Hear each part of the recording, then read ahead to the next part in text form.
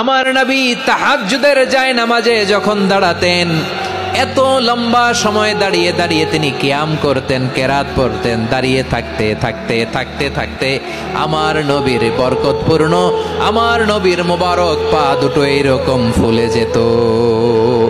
আমার নবীর পা গুলো ফুলে যেত দাঁড়িয়ে থাকতে থাকতে। বিষ্ণু ইসলামের পা ফুলে যেত।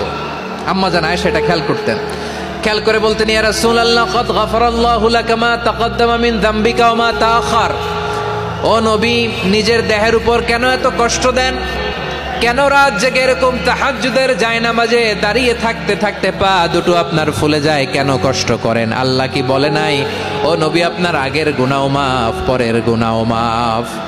আসলে বিশ্ব নবীর কোনো গুনাহই নাই। নবীরা মাসুম হয়, নিষ্পাপ হয়। তারপরে বিশ্বনবীর মর্যাদা, স্ট্যাটাস বোঝানোর জন্য আল্লাহ বলেন, নবী আপনার আগের পরের সব গুনাহ আমি আল্লাহ মাফ করে দিলাম। আম্মা জান আয়েশা বলে, না নবী, আগের গুনাহ মাফ, পরের গুনাহ মাফ, আপনি মাসুম, নিষ্পাপ, তারপরেও তাহাজ্জুদের জায়নামাজে কেন এত কষ্ট করেন? বিশ্বনবী জবাবে বলেন, আফালা উহিব্বু আন আকুনা আবেদান শাকুরা। ও আয়েশা, আমি কি শুকরগুজার বান্দা হব না?